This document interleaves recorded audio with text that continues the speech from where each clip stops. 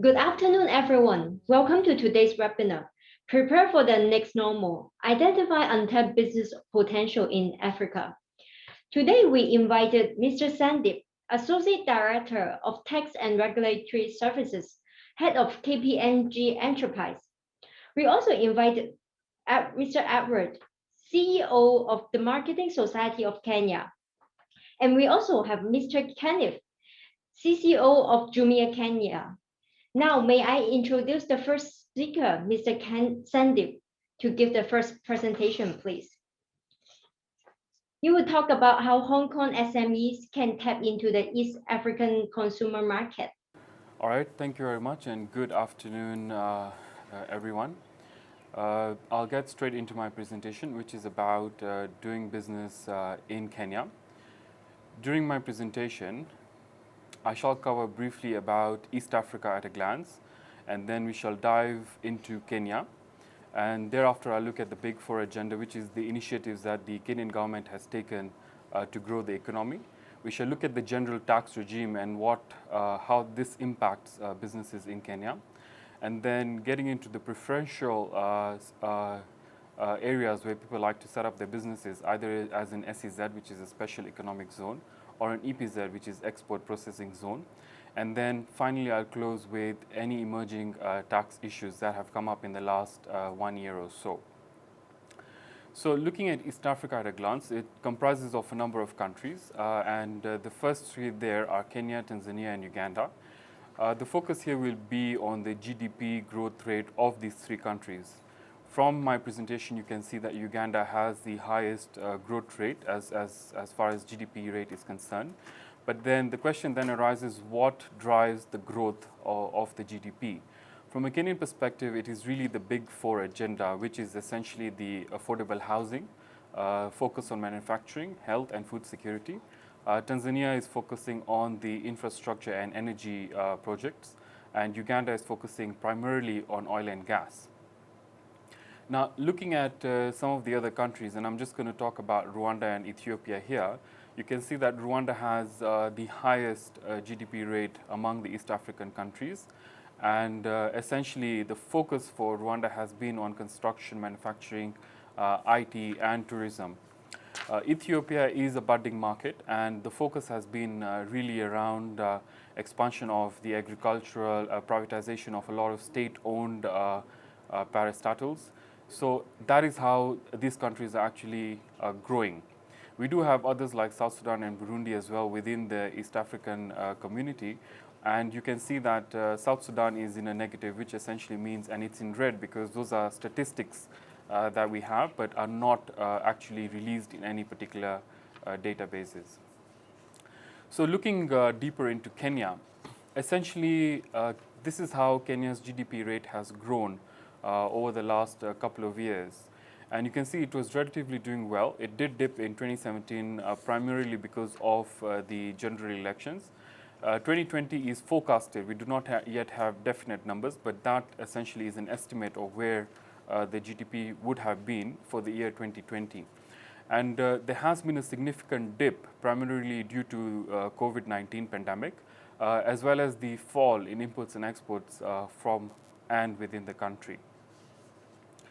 So it's also important to appreciate which kind of businesses are driving the economy of the country. And you can see agriculture is the highest contributor to the economy of our country, closely followed by the small and medium-sized enterprises and the informal sector.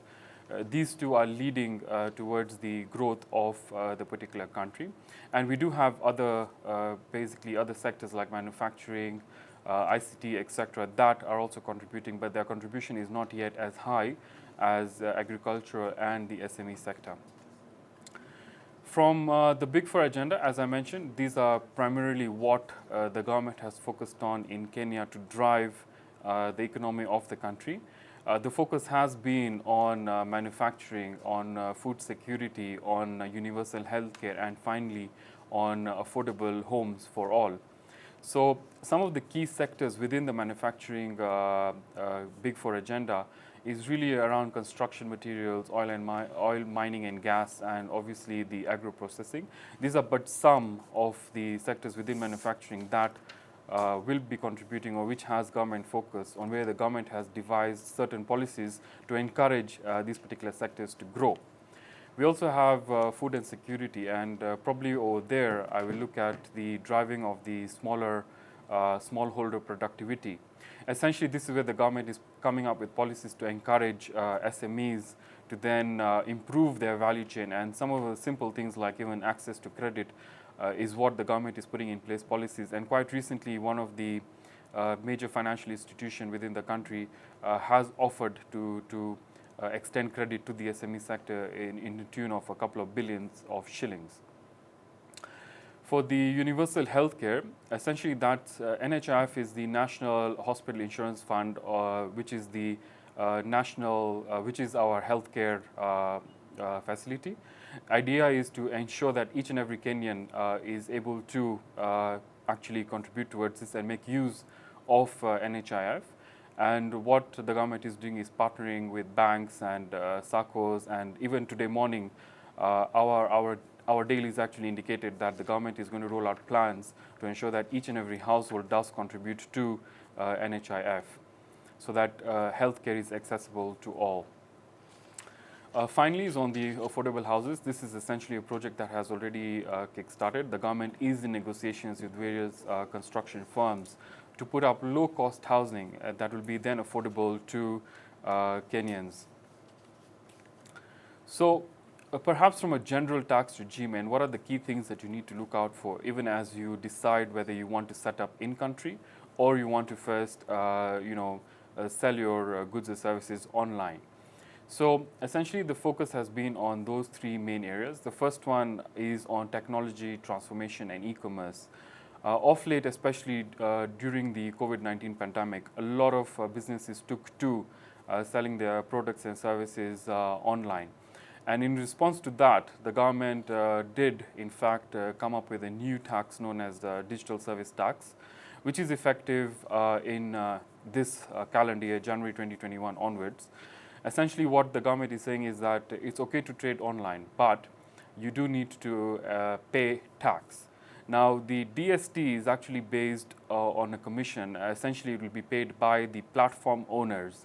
But the real question here is, how would that affect the prices of your goods and services? Again, from a transformational perspective, Kenya Revenue Authority, which is our revenue authority in Kenya, has then rolled out what we call iTax. Essentially, all our returns in terms of tax returns, employee returns, are now being filed online. There was a manual process up to about late 2014, and then from 2015, iTax became mandatory. So everything, all filings are being done online, so there is no manual intervention anymore. Further, in terms of business registration, this too now is being done online. So essentially, companies now can just log in on an online platform and register their businesses, as opposed to now looking physically going to the registrar of companies and having to incorporate a company. Obviously, even the timelines for registration of a business have drastically reduced. The other issue is around the higher disclosure threshold. This is predominantly around multinationals, where you have a parent company outside Kenya. The Revenue Authority is now insisting on higher disclosures in the financial statements in terms of related party transactions. And this, in turn, also gives what we call a transfer pricing policy, which is essentially a policy that has been documented for any related party transactions between the subsidiary in Kenya or a branch in Kenya and the parent company outside Kenya. So that is become mandatory, and the Revenue Authority is now essentially ensuring that all related party transactions are disclosed and are done at an arm's length. Essentially, what you charge a third party is what you charge a related entity. And finally, there is a lot of pressure on tax authorities to generate revenue, and what we have seen recently in around April 2020 is the government introducing what we call a minimum tax. The minimum tax is essentially 1% of your gross turnover and is payable on a quarterly basis. But I think the important thing here to note is that within East Africa, the only other country to have minimum tax is really Tanzania. But the guidelines for that country are slightly different from what Kenya has issued quite recently, actually. And minimum tax is to ensure that every taxpayer who is generating income in Kenya then pays a minimum tax, essentially 1% of your gross turnover at the end of the year. So it doesn't matter whether you're in a profit-making position or if you're in a loss position, you must pay a minimum tax at the end of a financial year. But this, obviously, you'll have to assess on a quarterly basis.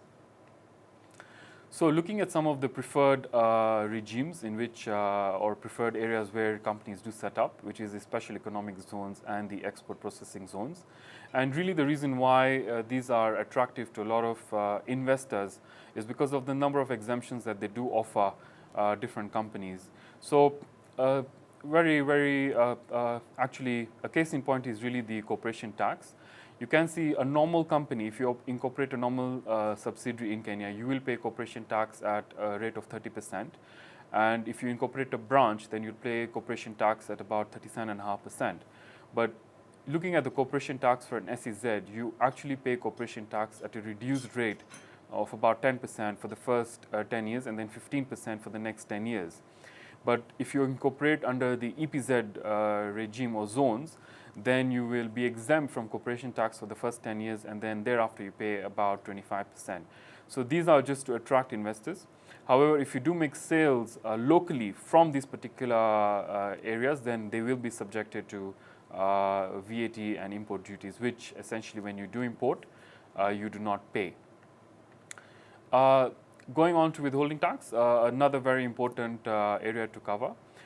Ideally, when you do pay dividends to non-residents, you are required to withhold at a non-resident rate of 20% unless you have a double tax agreement with that other entity, with that other country. So essentially, if you do incorporate within these two zones and you are paying dividends to your parent company, you will be, for SEZs, you are exempt essentially from tax. And that would also be the case for EPZ for a first period of 10 years. Again, I've talked briefly about this, about the VAT impacts on this particular two zones. You will be predominantly exempt from import duties and VAT, but when you do make sales locally, then you must account for, and when I mean locally, I mean to customers within Kenya, then you must account for VAT and import duties. So that is basically in for what you can do differently if you're setting up in Kenya. Now, from an emerging tax issue perspective, the government did introduce what we call a voluntary tax disclosure program, where they are encouraging existing taxpayers, if you do know that, if you do a self-review and you do find that you have some liabilities that you have not paid to the government, probably due to human errors or any other non-compliance, then you do have an opportunity to then self-declare, and then you do qualify for a 100% waiver of interest and penalties in 2021.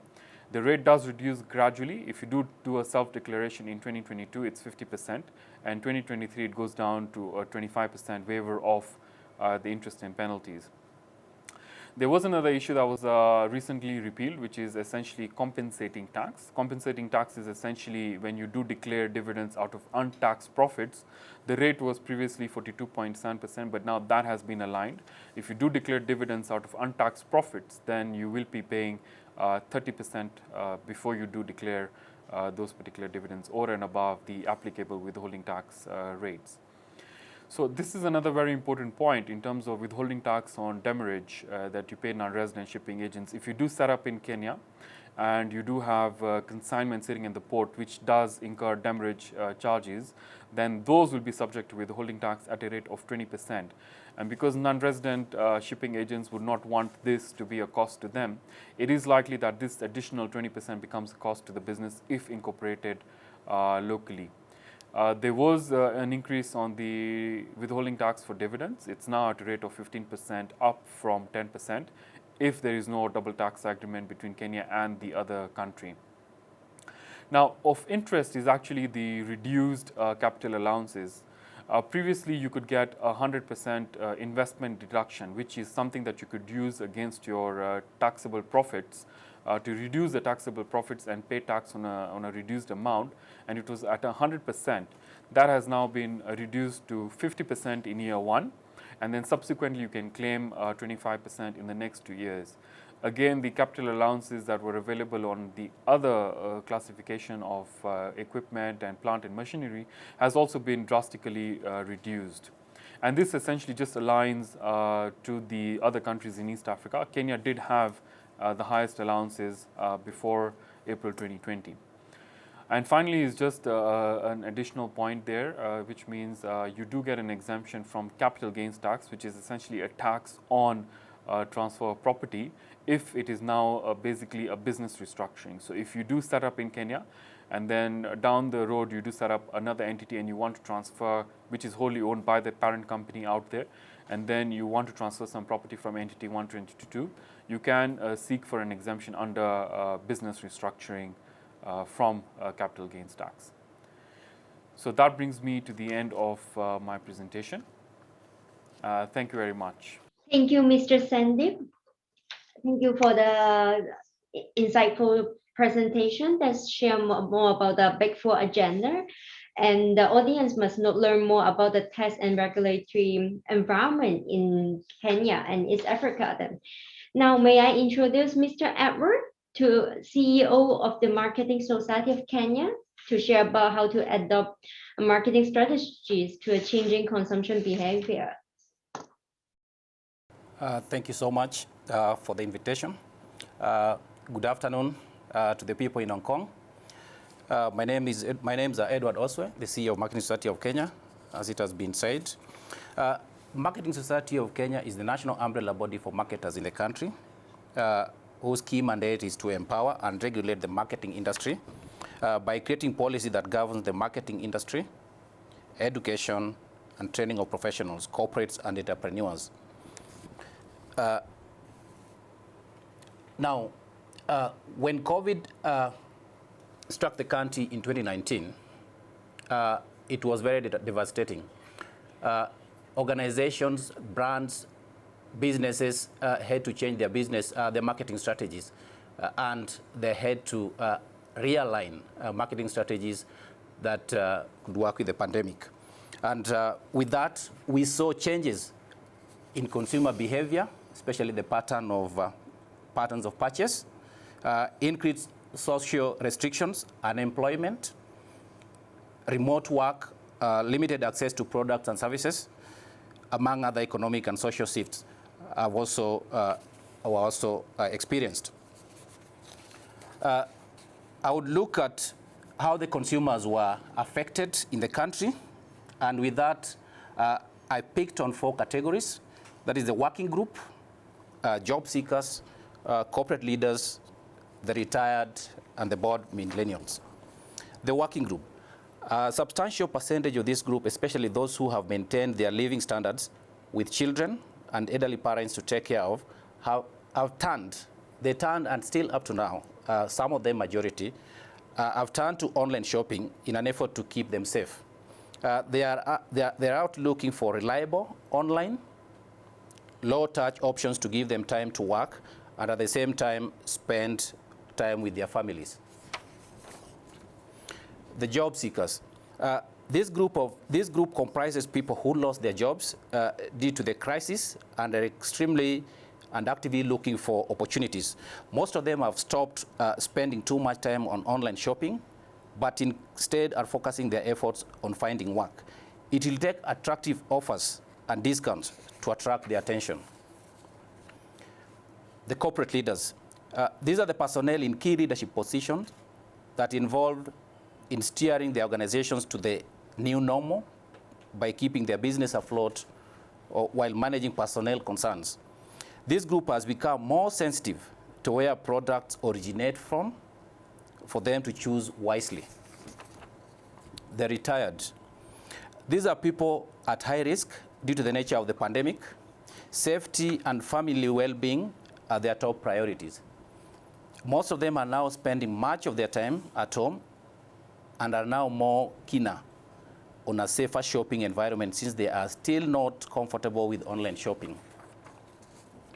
The millennials, the bored millennials. These are the digital-friendly persons who have retained their jobs and are adopting to working remotely. With limited social interactions, this group is now spending much time on exploring brands, and that are favorable to them. They're also keen on finding out about products' origin and making more informed decisions about the products. What are the approaches that have been used by corporates towards the changing consumer behavior? Awareness. So what most of the corporates have done in the country is to enhance brand emotional intelligence. Right now, your most important stakeholder is a human being who is craving comfort and connection. So most of the corporates ensured that marketing campaigns touched their sentiment, adjusting to marketing strategy. The businesses had to change their strategy on marketing in order to come up with campaigns that could reach these consumer categories or the consumer groups. Selection. Provide memorable experience responsibly.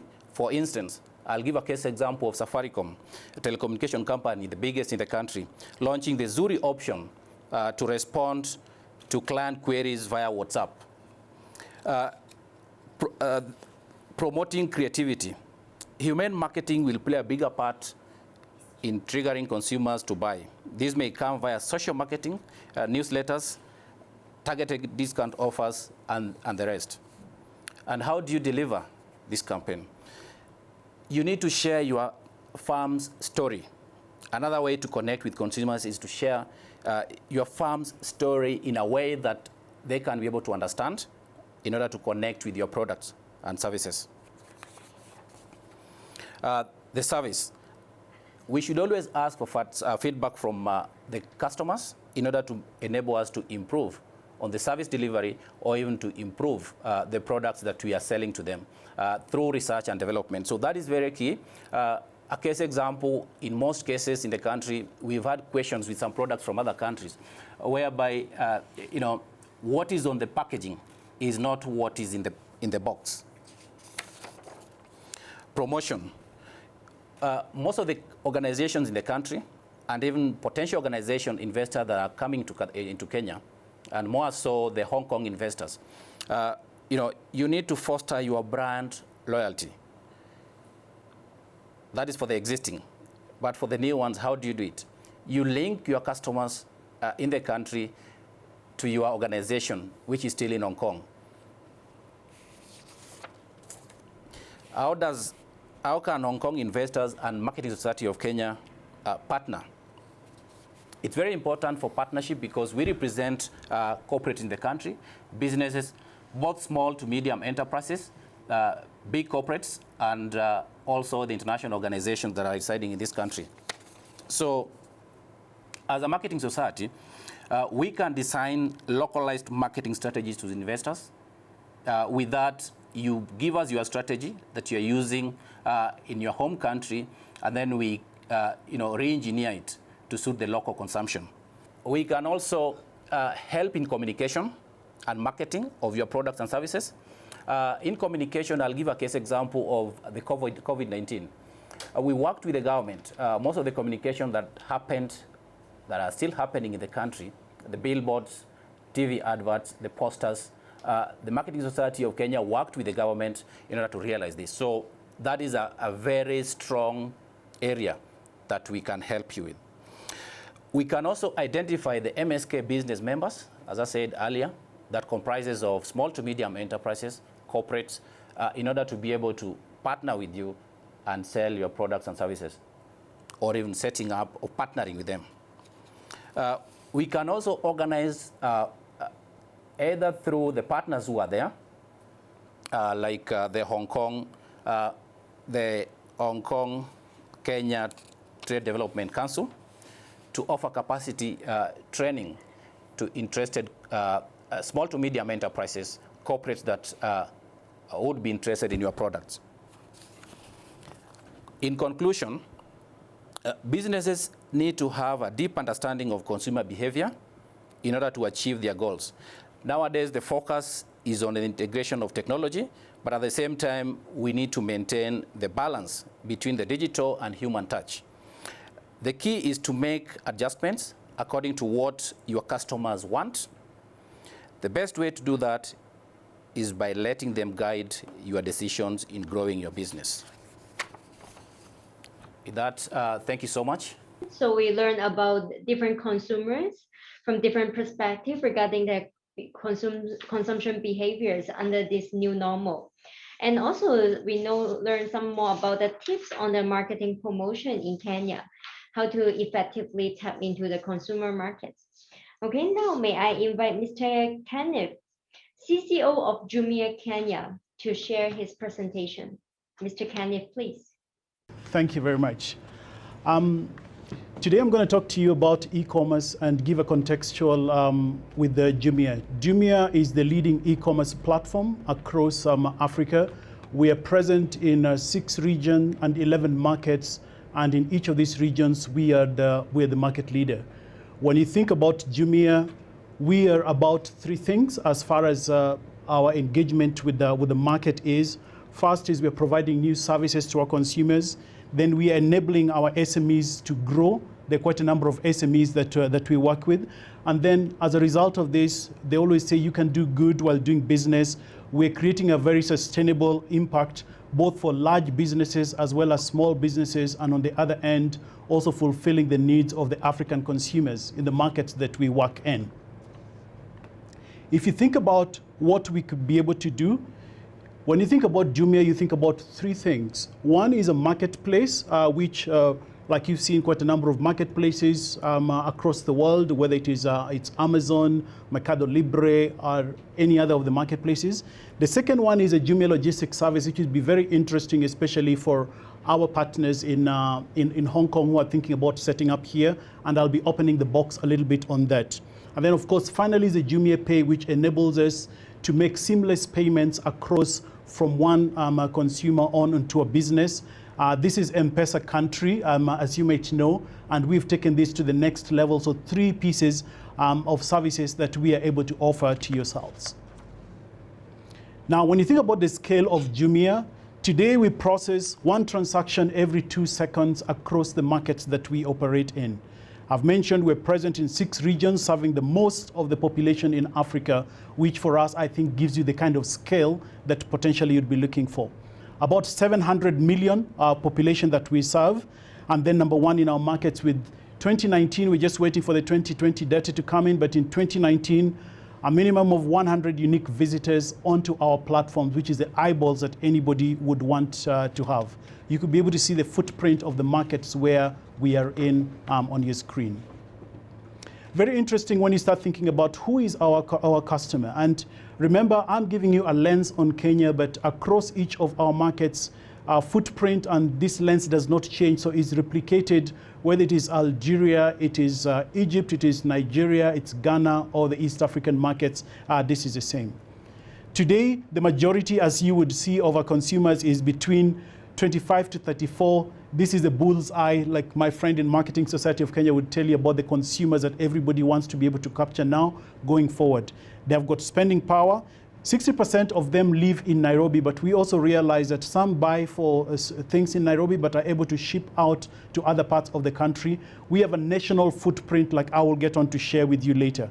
If you think about all the people who are on the internet in the country, 35% of the active internet population is on Jumia every month. So you've got a real captive market who are not just browsing, but they're on our platform to try buy something. The target market for us is about ABC1, C2 in urban areas. And surprise, surprise, you'll realize from an item sold, fast-moving consumer goods, or FMCG as we use the acronym, is one of our largest categories when it comes to the items that are sold. Now, we've grown over time, whereby today we work very intimately with some of the largest brands, Infinix, Huawei, Samsung, Techno, electronics brands, as well as FMCG companies like Procter & Gamble, who are the makers of Pampers, and L'Oreal, who are the makers of beauty products. On our on-demand platform, like I'm going to share with you later, in a short while, we also have some of the big players like KFC, McDonald's, Pizza Hut, and Burger King, who are available on our platform. Okay? Now, how can we make this happen when you're thinking about you want to do business in Kenya, you want to do business in East Africa? Remember, we've got 2 platforms. When we've got Jumia, which is a big-scale, countrywide delivery. In the main cities, it's the same day delivery or the next day. Then up country, it is +2 or so days where we get on to deliver. We do the order management, and we got a technology platform that enables us to do end-to-end, and I'll be opening the box on this in a short while. On the other side, we also got our on-demand platform, which today is called Jumia Food, but it in no way only represents foods, because we are seeing a lot more products that people want on demand. Think about our consumer that we spoke about, 25 to 35. We call them the microwave generation. They want it, and they want it now. So from groceries to beauty products to other shopping needs like pharmaceuticals, which are not prescription medication, we're able to do that within 2 hours of making an order, having a rider delivering this to the doorstep. What Jumia has been able to do is unprecedented in that it is said in Africa, because there are no street addresses, we're not able to deliver. Today, we're delivering hundreds of thousands of parcels across to the last mile on each and every day, which for us is unprecedented. When you think about the opportunity, I'm going to cover this in 3 pieces. One is to ask yourself, where is it that you potentially want to play? I've not exhausted this, and I think later on after doing this presentation, and I came here and I think about Hong Kong, or if you ask the average Kenyan when they think about Hong Kong, the number one thing that comes to their mind is fashion, okay? Very affordable fashion. Now, I'll come back to fashion in the next while. Today, electronics is the largest category, but however here, there's still an opportunity for disruption in the categories that we operate in. Later on, I'm going to give you a snippet of a business case of what we were able to do with a new vendor who is based out in the mainland, whereby we defined this is the need of the Kenyan consumer, and as a result of that, we were able to disrupt one subcategory within electronics, which is TVs, and grow the Jumia market share to be more than double the size that it was meant to be. When you think about beauty, beauty is another very fast-growing category, double-digit, very strong double-digit year-on-year. And here there are also innovation opportunities. If you think about what COVID did, whereby the beauty assistant in a beauty shop, nobody wants to go there. Today, if you go onto our platform, you are able to see an innovation which we've partnered with a company called L'Oreal, whereby before you buy the makeup, you click on a link and you're able to do a try-on online, which is a very interesting innovation. You're leapfrogging the contact or the social distancing requirement of COVID, still being able to give the consumer a very authentic experience. Now, what I'm trying to demonstrate here is a lot of this innovation can still live online, whereby you're giving the consumer as close as possible of an experience as they would have if at all they were in a store. One of the other categories that I want to call out, and this is based on data, and there are a couple of more slides here that will be shared with you in my backup, is home. Home is one of the fastest growing category. What is the opportunity here? When I look at the assortment that we sell on our platform across the markets on home, it's a good assortment, but we do not have strong brands presented here. This is also another thought that you could be able to build up on and get into this category and be able to drive growth with really branded products. And I'll come on later on to tell you about how we can be able to do this.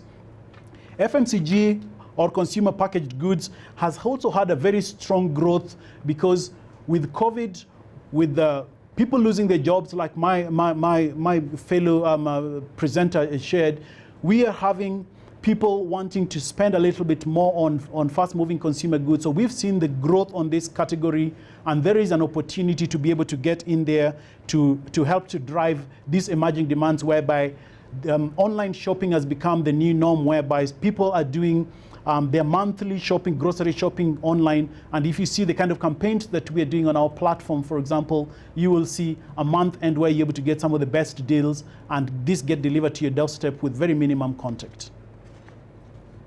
The second piece where I think that you could be able to play in when you're thinking about, I want to enter the market, we've got really clear examples whereby you can it's not just about trading, but you can be able to build your brand online. We've had a number of instances where we've had exclusive launches which are fast happening online, because we have the captive market, and you got consumers who are coming on and trialing the product and creating the awareness that my fellow panelists spoke about. I'll give you an example of an electronic brand called Uka, which we sat down with a manufacturer based in the mainland, and we defined for him, this is what our consumers are looking for. We took a 6-month window to be able to develop the kind of specs in terms of this was both in TVs and in electronics. What is it that the consumer was looking for in terms of screen size? What is the technology the consumer was looking for? And over a 2-year period, we were able to grow this to be one of the biggest brands on our platform and the biggest brand in the market, thereby disrupting the market. I'll give another example of a beer brand based out of Germany called Rugold. Rugold chose they wanted to come and enter Kenya, and we decided to adopt an initially online-only strategy. As a result of that, we've been able to disrupt the beer market and have Rugold contributing a huge component and taking up market share of the beer market in the online space, which is also another example of you choose you want to go online and exclusively initially online, and gives you a foothold in the market. In the later slides that you're going to see, we've also, because we've got a captive market on our platform, we have got a proprietary end-to-end service, which is Jumia Advertising Services, which is a full suite of digital that enables you to be able to reach and target the consumer, not just on our platform, but to drive traffic from offline onto a platform whereby you are able to close the sale, and you can be able to have very good efficiency metrics whereby you've driven this traffic and you're seeing, basis driving this traffic, this is the output in terms of items sold and in terms of the merchandise value that I've been able to drive. Now, the third one that I wanted to share with you also is about the seamless customer experience. Today, as Jumia, and as you know, other ecosystems in the market, we are monetizing the full ecosystem. So it is not just about having a marketplace, but having a logistics service. We have seen across all of our markets that we have a better reach than the next best person down to the consumer at the end. And as a result of that, two things that you could be able to do. You could choose, I think like my fellow panelists from KPMG shared about the fulfillment options. In some instances, you'd want to say, I want to be able to have an authorized distributor in the market who then, as part of your online strategy, sells, lists their products onto our platform and sells that. Another very interesting one today is we've got a full suite end-to-end warehousing solution, and we've seen this is quite a number of our vendors from the mainland, especially whereby you have warehousing space. We work with you and we introduce you to a logistics partner who is able to clear your consignment, have it in our warehouse, and after that, then we are listing this consignment onto our platform, and we sell. And our payment cycle is weekly. Every week of everything that we sell, that gets swept into your account, less our commission, which is no headache to yourselves. We do the last mile delivery onto the end consumer, whether it is a pickup station or whether it is a door delivery. Now, we also manage the reverse logistics, so you don't need to worry if at all a product gets to a consumer and the consumer does not want it. We manage that reverse logistics, which is an end-to-end solution.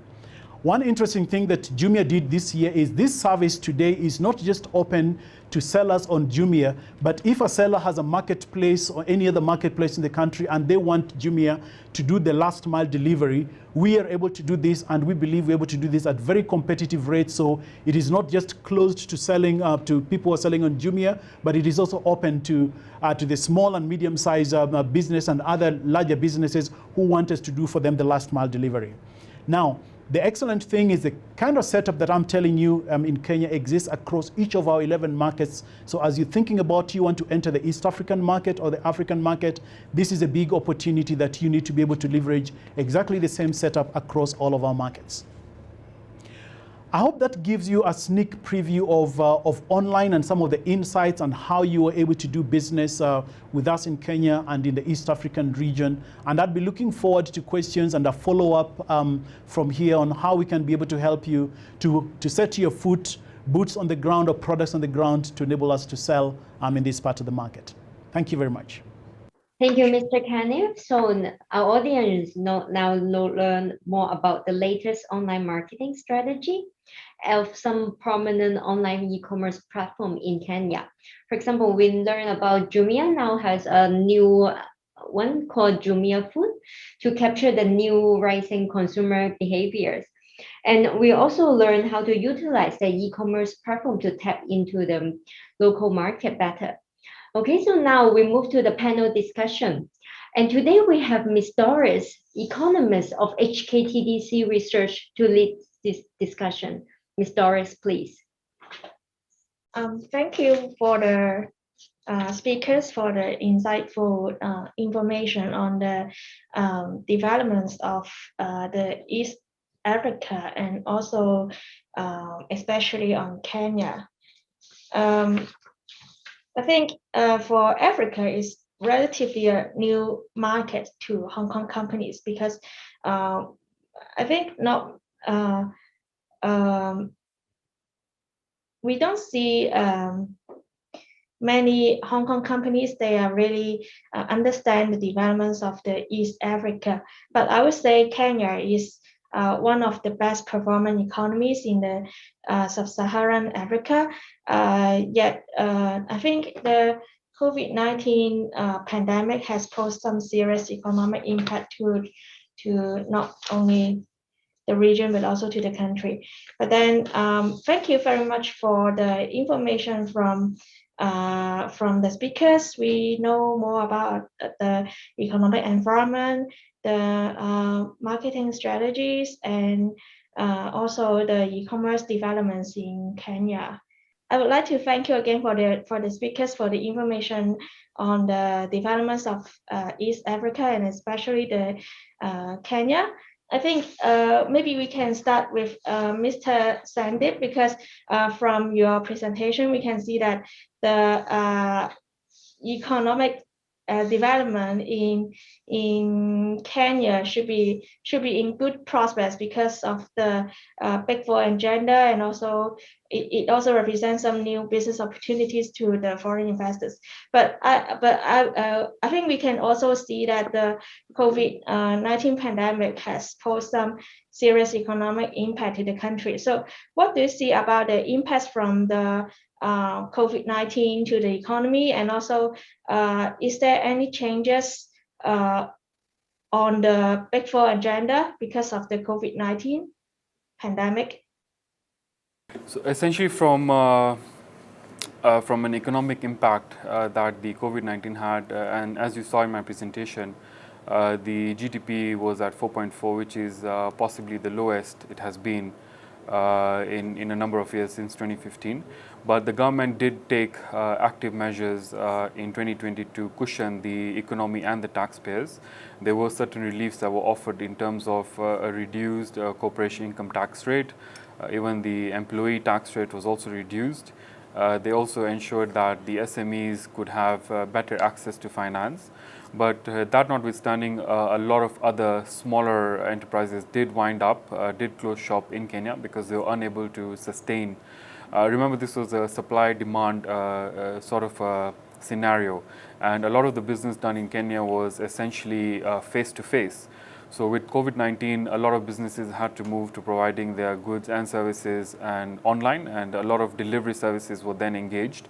So while one aspect of the business or the economy did fall, another one has risen. ICT has become the core. You must have seen the, how Zoom and Teams and other online platform providers have then, excelled in their businesses. So I believe that the future for Kenya is still very good. I believe that the economy is going to grow in 2021. The government has taken some stop measures to ensure that the economy does grow. There have been changes to policy, a number of them. But the tax collection will still remain at an all-time high. So I believe that businesses are resilient and they have to evolve and adopt to the new normal. So it seems that the economic outlook to the Kenyan economy should be in good prospects, and maybe Hong Kong companies do not have to hesitate to expand into Kenyan market at this moment, I think.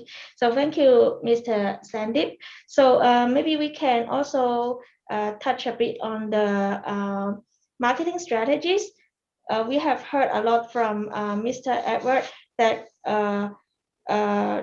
what to look for when we have to market our products in Kenya.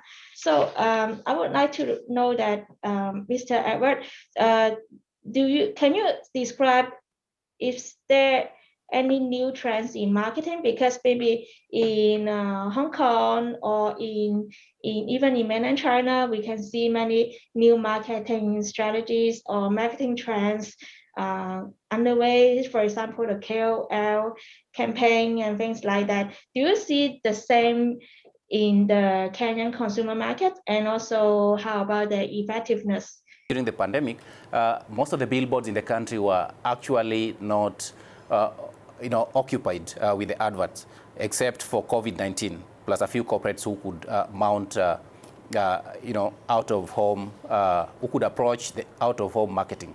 So any organization, investors from Hong Kong coming to the country, yes, as I said earlier, that the marketing strategy that probably is working in Hong Kong must be localized in order to be able to get or reach out to the consumers and get a positive consumer perception.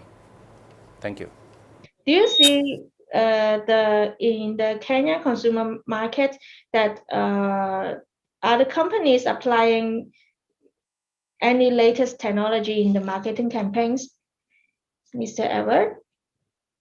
As we are speaking now, majority of the organizations in the country have gone digital, and we are also seeing some going back to out of home because actually we are going to live with COVID until it goes away.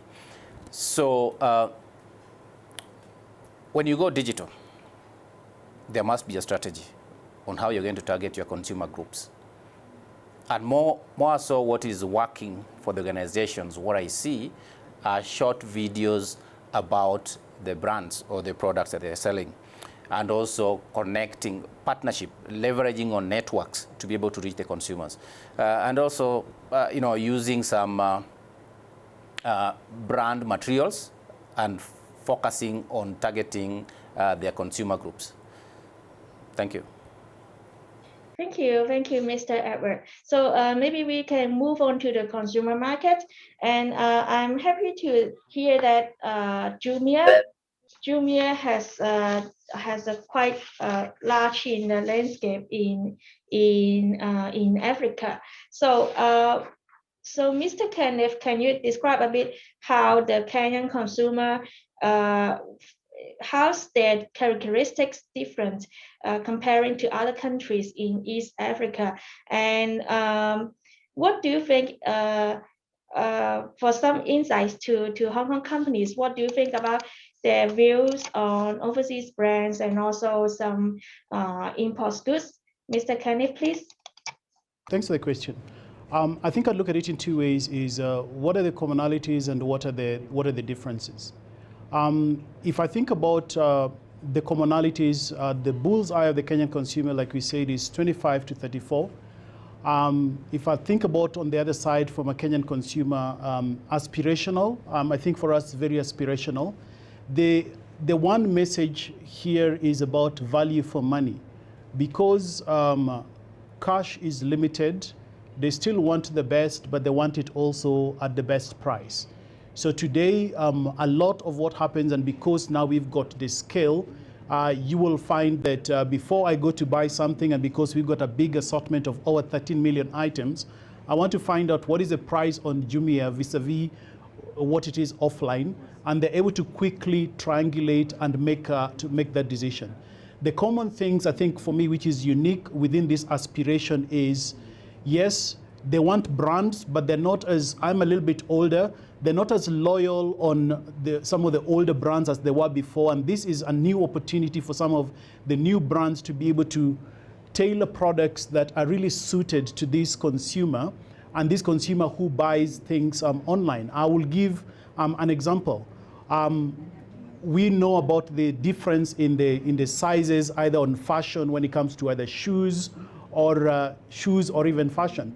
If I was somebody who is sitting as a investor in Hong Kong, I would be thinking about how do I make sure that I really understand the shoe and the sizes of the Kenyan consumer, and make sure that I tailor my products to this, because if you don't do it, then you have a potential of shipping a product which you think is this shoe size, and then it turns out to be a smaller size, and the consumer experience is not that great. The final thing is the local consumer is very demanding when it comes to quality, And that's one thing that internally we also then raising the bar each and every day to make sure that what is seen online is what then gets delivered to the consumer. So for me, those are some of the unique things that you would be thinking about when you think about your product in whatever category, whether it's electronics, is fast-moving consumer goods, or beauty or fashion, and you want to enter the local market. I hope that answers your question. Thank you. Actually, in your presentation, you talk about the key categories where the opportunities lies. I think for the key categories like the electronics, beauty, fashion, etc., I would say these are actually the strengths of Hong Kong companies. And I think for Hong Kong companies who want to tap into the Can consumer market can really leverage on Jumia to start their e-commerce business in Kenya. So for time is running out, maybe we can just talk a bit on the e-commerce. So maybe Mr. Sandeep, in your presentation, I noticed that you mentioned about the digital services test. I think it's really interesting, and I think it is really relevant to Hong Kong companies. So can you give a bit on the background? For example, is it applies to all kinds of the e-commerce business, or what Hong Kong companies or overseas companies they have to look for when they have to start the e-commerce business in Kenya? Mr. Sandeep, please. I think it's important to understand and probably to clarify that the digital service tax is going to be applicable to the platform providers. So for instance, and allow me to use Jumia. For instance, Jumia is a platform provider. So whatever commission they earn from now, say a company in Hong Kong who is now selling their products through Jumia, then that commission will be subjected to a DST, digital service tax, of 1.5%. So it is basically targeted at ensuring that any product that's sold online is then subsequently taxed.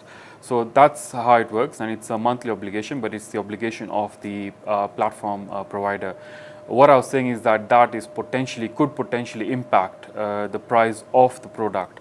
If Jumia and the supplier do not agree that that's a cost that they can cushion to the end customer, then the end customer might pay an additional 1.5%, which again then would have an impact on the movement of that particular or those products and the uptake of the same.